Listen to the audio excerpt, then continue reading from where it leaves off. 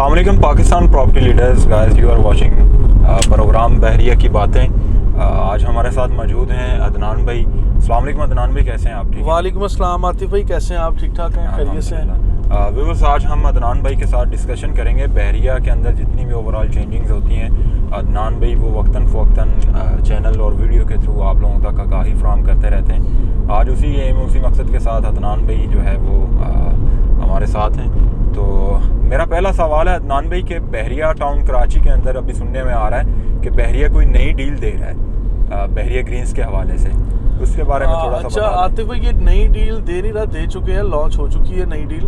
और नई डील मुझे तो कोई ख़ास समझ में नहीं आई कि ये इतनी महंगी इन्होंने दी है और उसके ऊपर अभी ओन प्राइस भी डिमांड कर रहे हैं। मैं तो मतलब इस चीज़ के ख़िलाफ़ हूँ कि भाई 25 लाख रुपए तक का प्लॉट इन्होंने दिया है, 75 गज का महज, और उसमें भी इस तरह से एक अट्रैक्शन ये दी है कि 12.5 लाख रुपए आपने अभी देने, और बाकी के जो 12.5 लाख रुपए हैं वो 1 साल के बाद आप दे सकते हैं। ठीक है, मैं ये एक्सपेक्ट कर रहा था कि इसके ऊपर कोई मतलब ऐसा होगा कि कस्टमर के लिए कोई अट्रैक्शन होगी, कोई बहुत अच्छी लोकेशन है, कोई दाएं बाएं चीज़ें होंगी, कुछ इस तरह की चीज़ें, लेकिन कोई अट्रैक्शन भी ख़ास नहीं है, उसकी लोकेशन भी सेम है, डेवलपमेंट तो ऑलरेडी चल रही है। तो इससे तो बेहतर था कि फिर कस्टमर जो पुराने प्लॉट्स वगैरह मिल रहे हैं तो वही परचेज़ कर ले और उसमें इंस्टॉलमेंट वगैरह पे करता रहे, क्योंकि एनी हाउ कस्टमर ने पेमेंट तो देनी है, क्योंकि जो पुरानी डील है वो 16,75,000 या 95,000 की थी गालबन, तकरीबन को 17 लाख के लगभग कॉस्ट कर रही थी, और उसके ऊपर ओन प्राइस जो चल रही है उसी पे बंदा निगोशिएट करके फिर ले ले। ये नई डील का बहरहाल ये है कि लोकेशन सेम है। आज बहरिया ग्रीन्स की तरफ ही चल रहे हैं हम लोग, ये मेन चेन्नई एवेन्यू से हमने ये सफ़र का आगाज़ किया है।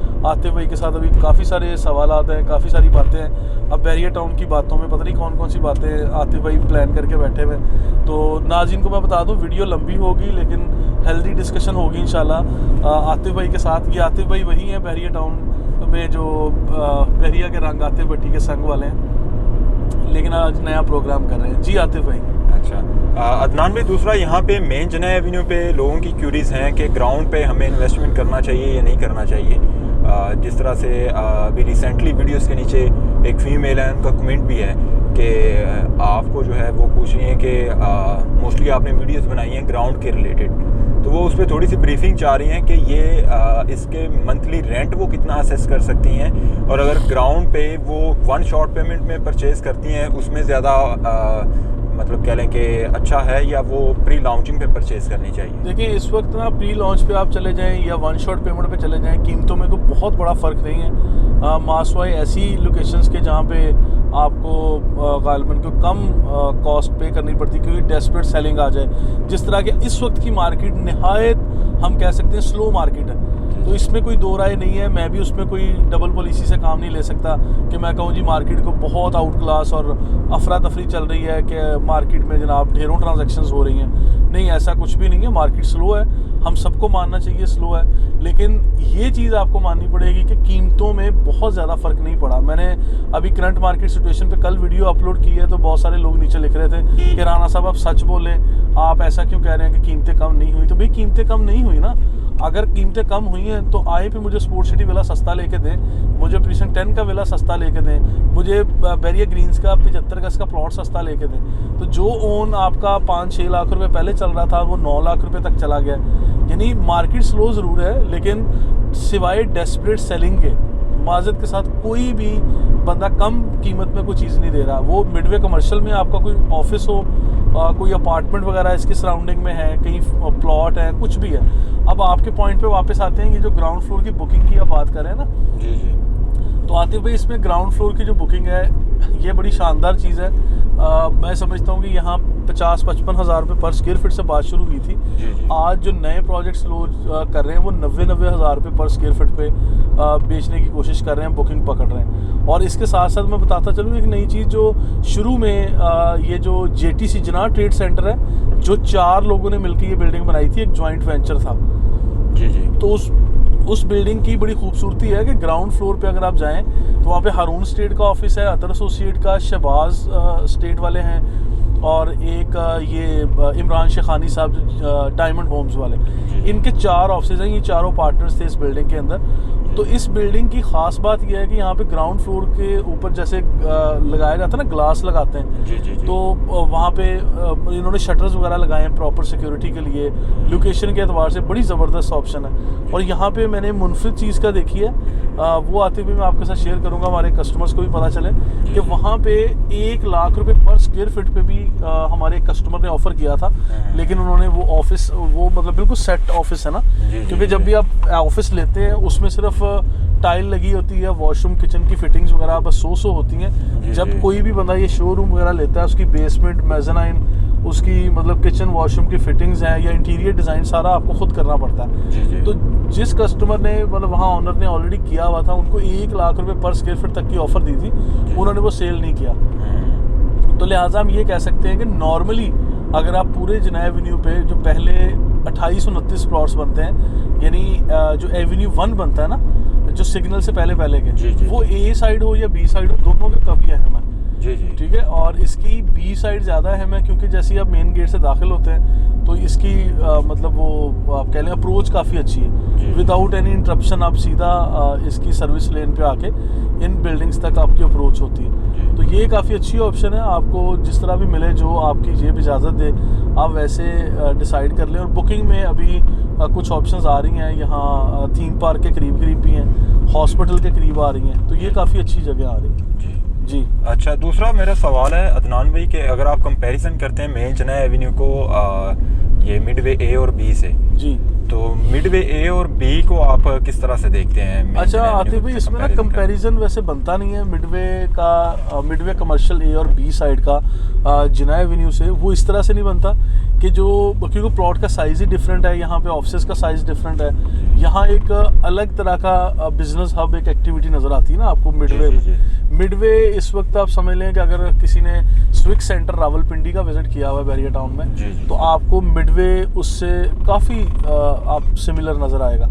ठीक है। मिडवे कमर्शियल ए हो या बी साइड हो, यहाँ पे फूड चेन्स और इस तरह से इंटीरियर डिज़ाइन के ऑफिसेज हैं।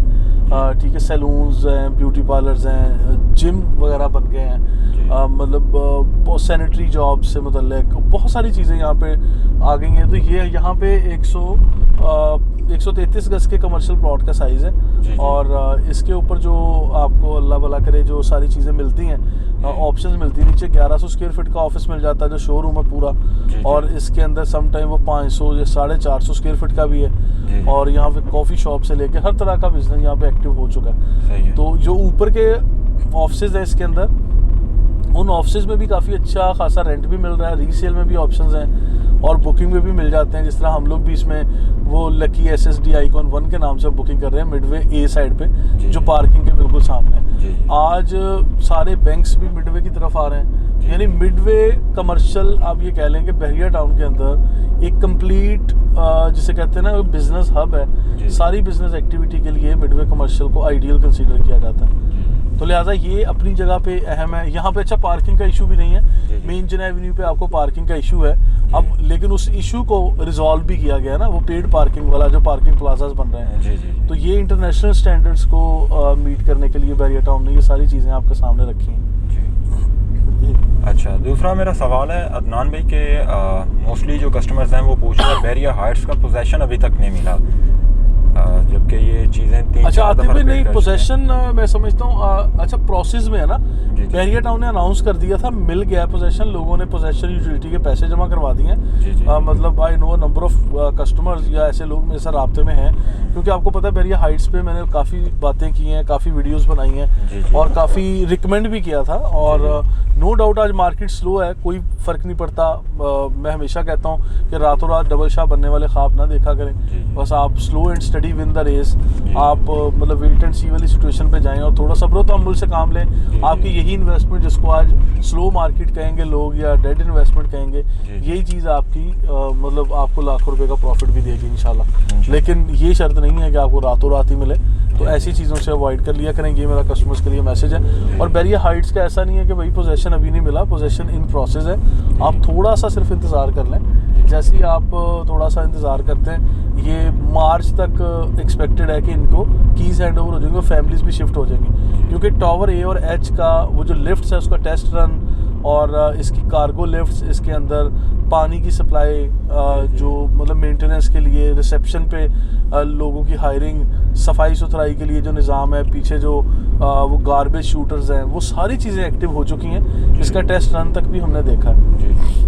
अच्छा अदनान भाई, लास्ट टाइम आपने एक प्रीसेंट 4 पे वीडियोस बनाई थी जिन लोगों के बैक कमर्शियल के प्लॉट्स हैं और कमर्शियल पे जो बिल्डिंग्स वगैरह बन रही हैं, हाँ। उस वीडियो के नीचे भी कमेंट्स थे लोगों के कि आप लोगों को ये भी बताएं कि जिन लोगों के बैक कमर्शियल प्लॉट्स हैं उनको वो प्लॉट्स मतलब रखने चाहिए या सेल कर देने चाहिए। अच्छा, इसमें ना मैं बात कर लेता हूँ। अब आपने ये पॉइंट शुरू कर लिया है। इनफैक्ट मिडवे कमर्शियल हो या लिबर्टी कमर्शियल हो, यहाँ भी लिबर्टी कमर्शियल के प्लॉट्स, लिबर्टी कमर्शियल 1, 2, 3 के नाम से डील्स आई हैं। ये प्रीसिंक्ट 6 है, 4 है, 8 है, 10, 11 है, वहाँ पे लूप रोड पे प्लॉट दे दिए। अब देखिए, एक 12 मंजिला बिल्डिंग बनेगी और आपके घर के और 12 मंजिला बिल्डिंग के दरमियान समटाइम एक 40 या 50 फीट की सड़क है और समटाइम ऐसा है कि 20 फीट की एक गली दी गई है जिसे गंदी गली कहते हैं। मतलब कराची में जो कमर्शियल प्लाजास के दरमियान में गली होती है, आप उसे गंदी गली का नाम दे देते हैं, लेकिन बैरिया टाउन की खैर वो गंदी गली नहीं है, वो बड़ी साफ़ सुथरी होगी। उसका मिडवे में एक बन गई है सारी वहाँ पे। मैं वो भी आपको वीडियो में इंशाल्लाह ज़रूर कवर करूँगा। अच्छा, इसके लिए मैं बात करता हूँ कि अब आपका घर है ग्राउंड प्लस 1 स्टोरी, ठीक है, इससे ऊपर आप बना नहीं सकते। अब बैरिया टाउन ने जब कमर्शियल को परमिशन दे दी तो वो ग्राउंड प्लस 12 स्टोरी या 8 स्टोरी तक की बिल्डिंग बन गई आपके घर के बिल्कुल पीछे, और इतना ज़्यादा फासला भी नहीं है। एक तो वो बेपर्दगी वाला हिसाब होगा, ठीक है, आखिर फ्रंट बैक से कोई शीशे लगेंगे, कोई खिड़कियाँ होंगी, कहीं आना जाना होगा या लोग परमानेंट वहाँ रिहाइश रखेंगे। बेशक वो अपार्टमेंट ही है, सम टाइम लोग उसको कमर्शियल यूटिलाइज करेंगे। तो इन चीज़ों से आपके घर में अगर वो झांक रहे हैं, नो डाउट आपने खिड़कियाँ बनानी है, पर्दे रखने हैं और सारे मामलात होंगे, लेकिन इसके बावजूद भी सम टाइम आपने हवा और धूप के लिए अपने पर्दे भी हटाने हैं, खिड़कियाँ भी खोलनी है, छत पे भी जाना है, आपने टेरेस पे भी आना है, ठीक है। तो इस तरह से बहुत सारी चीज़ें होती हैं, तो लोग इससे अवॉइड करते हैं कि आपका अगर वेस्ट ओपन या ईस्ट ओपन था तो आपको डायरेक्ट अगर सनलाइट ना मिले या वेस्ट ओपन की वजह से आपकी हवा रुक जाए तो ये भी आपके लिए एक प्रॉब्लम होगा। तो जो लोकेशन के एतबार से मैंने लोगों को रिकमेंड किया था कि भैया आप लोगों को चाहिए कि इन चीज़ों को थोड़ा सा आप अपने मुताबिक ज़रा देख लें। अगर तो आप लॉन्गर रन में ऐसे प्लॉट पे घर बना के अपनी रिहाइश रख सकते हैं तो ये बहुत अच्छी बात है। अगर आप नहीं रख सकते तो फिर आपको सेल करना चाहिए। तो ये तो मैंने एक जनरल मैसेज दिया था, उसमें मेरा मकसद लोगों को हर्ट करना नहीं है कि भाई आपकी प्रॉपर्टी डी वैल्यू हो गई या ये वो, लेकिन ये जो चीज़ है वो मैं हकीकत ज़रूर आपके सामने रखता हूँ कि जो नए ख़रीदने वाले हैं या आने वाले लोग हैं, कम से कम हमारी वीडियो से उनको एक मतलब मैसेज ज़रूर मिले। तो ये खैर बैरिया हाइट्स की जगह आ गई है मेरा ख्याल है। तो बैरिया हाइट्स कैमरे में नज़र भी आ रहा है, अभी आपको दिखा रहे हैं लुकमान भाई। तो ये टावर ए और एच वाली जगह है, ये बिल्कुल ऑक्यूपाई भी हो गया है। यहाँ से ग्रैंड मस्जिद का नज़ारा और बिल्कुल पोजेशन के लिए रेडी, मतलब एक एक चीज़ यहाँ रेडी है। ग्राउंड फ्लोर की शॉप्स हों, गार्बेज शूटर से लेके लिफ्ट्स, इसकी कार्गो लिफ्ट्स हैं, सीढ़ियाँ, मतलब सारी चीज़ें ये रेडी हैं। अब लोग आके फौरी रिहाइश ले सकते हैं। जिन्होंने अप्लाई किया हुआ है पोजेसन के लिए उनको बहुत जल्द कीज़ मिल जाएंगी।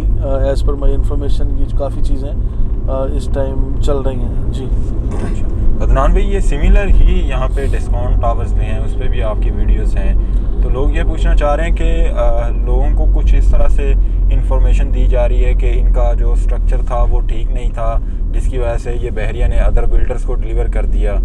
तो लोगों के इस हवाले से भी क्वेश्चन है कि ये जो डिस्काउंट टावर्स हैं, ये बहरिया ने अगर डिस्काउंट को डिलीवर किए हैं तो खा ये बातें ठीक हैं कि इनका जो स्ट्रक्चर है वो ठीक नहीं था, इस वजह से दिया है? नहीं, ये तो बिल्कुल महज वो कहते हैं ना, हवा में बातें की जा रहे हैं लोग कि मतलब वो स्ट्रक्चर ठीक नहीं था या ये वो, ऐसा कुछ भी नहीं है। और ये बिल्कुल ठीक ही बन रहे हैं। डेस्कॉन और पैरागॉन को लेने देने का मकसद ये था कि इनकी पेमेंट्स का या कुछ इस तरह से लेन देन था जो उन्होंने दे दिया, और उनकी डील्स इन्होंने लॉन्च भी की और बैरिया टाउन के अंदर ही ये सेल कर रहे हैं ना, और कंप्लीशन की तरफ भी करीब है। तो ये सारी चीज़ें और बिक भी रहे। मैं तो बल्कि रिकमेंड भी कर रहा हूँ, इसके ऊपर मल्टीपल वीडियोस भी दिए हैं कि भाई अगर 1 शॉट पेमेंट करके आप नहीं ले सकते, आपकी जेब इजाज़त नहीं दे रही, आप मतलब सैलरी पेशा लोग हैं या छोटे मोटे कारोबार कर रहे हैं, आप इंस्टॉलमेंट पे जाना चाह रहे हैं, तो पैरागॉन और डेस्कॉन बड़ी बेहतरीन ऑप्शन है। अच्छा अदनान भाई, मेन जनाब एवेन्यू पे जिस तरह डिफरेंट प्रोजेक्ट्स बन रहे हैं और लिबर्टी पे बन रहे हैं, लिबर्टी कमर्शियल पे, आप उनको भी रिकमेंड करते हैं? कुछ प्रोजेक्ट ये सामने नज़र आ रहे हैं 10A के कमर्शियल पे और रिसेंट 8 के कमर्शियल पे बन रहे हैं, इनकी फ्यूचरिस्टिक अप्रोच के तहत वर्थ क्या है, थोड़ा सा वो भी बता। अच्छा देखिए, इसमें अपार्टमेंट की ऑप्शन बड़ी बेहतरीन है, लेकिन जो इससे पहले मैंने बात की है, अब यहाँ पे जो अपार्टमेंट की बिल्डिंग बनेगी, जिस तरह हमारा वो DX भी बन रहा है, ठीक है, DX स्मार्ट अपार्टमेंट, अब उसके पीछे जो विलास होंगे, वहाँ बिल्डिंग के और विलास के दरम्यान में 20 फीट की गली छोड़ी जाती है, वही जिसे मैं गंदी गली कह रहा था ना अभी, ये वही वाली जगह आ गई है। अब अपार्टमेंट की ऑप्शन तो बेहतरीन है कि आप 1600-1800 घरों के दरम्यान में आके एक अपार्टमेंट बुक कर रहे हैं जो जंगल में नहीं है, ठीक है, आप सारी अमेनिटीज़ फैसिलिटीज़ वही यूटिलाइज करेंगे जो बाकी लोग यहाँ कर रहे होंगे, ठीक है। तो अब जो लोग यहाँ पे विलास वाले हैं, उनको थोड़ी बहुत तकलीफ होगी या वो हर्ट फील करेंगे कि अच्छा यहाँ पे ये मामलात हो गए, लेकिन ये बेहतरीन जगह है और यहाँ पे मैं रिकमेंड करता हूँ कि आप अपार्टमेंट की बुकिंग कम से कम ले सकते हैं जी। अच्छा अदनान भाई, दूसरा ये है कि ये एरिया काफ़ी पॉपुलेटेड है, जिस तरह से यहाँ पे 10A और 11A के विलास भी मौजूद हैं, ऑलरेडी यहाँ पे फैमिलीज रह भी रही हैं, मरहबा अपार्टमेंट और स्टोर आपको मिल रहा है, तो ये सारी चीज़ें। इसके अलावा ये अभी हम लोग एंटर हो रहे हैं अली ब्लॉक की तरफ अदनान भाई, तो यहाँ पे प्राइवेट कंस्ट्रक्शन के हवाले से आप क्या मैसेज देना चाहेंगे कि बहरिया में आपको भी पता है कि अभी इस वक्त सबसे ज़्यादा जो प्राइवेट कंस्ट्रक्शन है 125 गज की, वो अली ब्लॉक के अंदर हो रही है।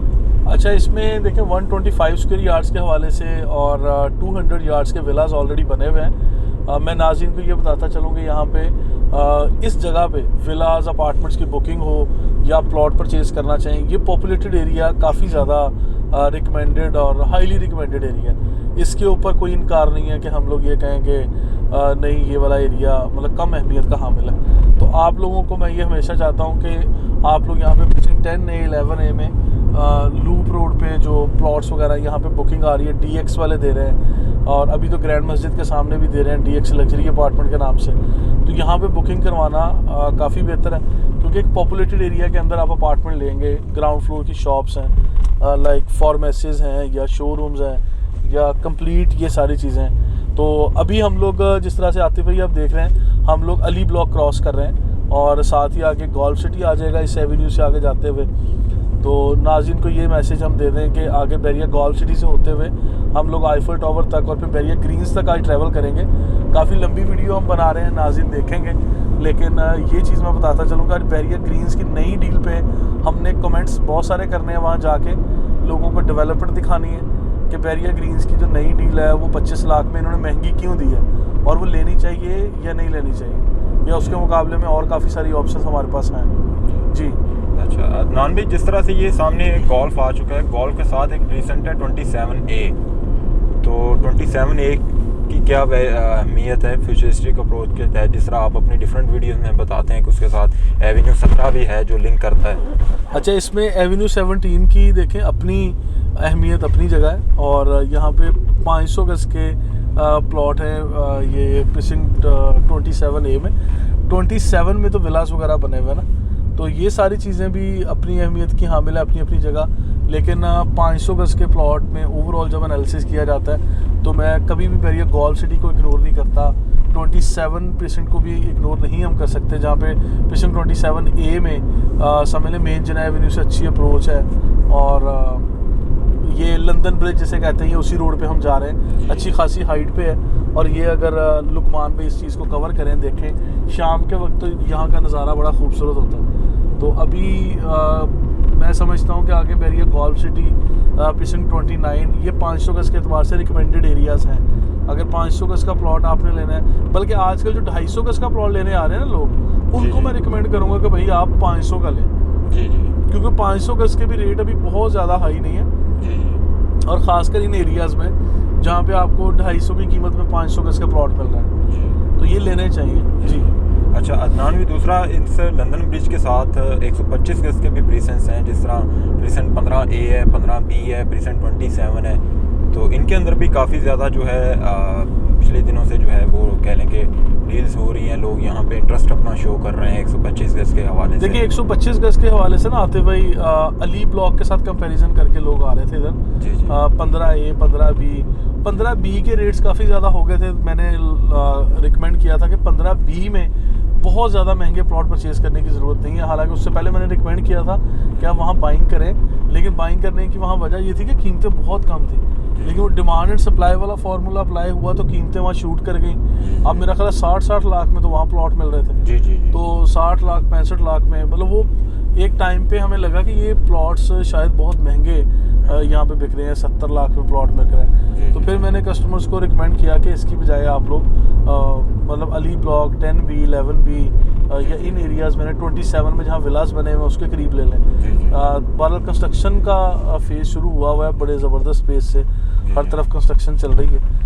तो मैंने ये रिकमेंड कर दिया था। लेकिन इसके साथ साथ आते हुए मैं ये कहूँ कि अगर कोई पर्पस इन्वेस्टमेंट है या एक प्योर रिहाइश लेनी है ना किसी ने, तो यहाँ पे बनने वाले अपार्टमेंट भी मतलब कराची शहर की तरह कोई ऐसे अपार्टमेंट नहीं होंगे जिसकी मेंटेनेंस बुरी हो या गुजारे लायक हो। बड़ी ज़बरदस्त कंडीशन के यहाँ पे अपार्टमेंट बन रहे हैं। आप लोग अपार्टमेंट की बुकिंग्स ले लें, ये भी रिकमेंडेड है।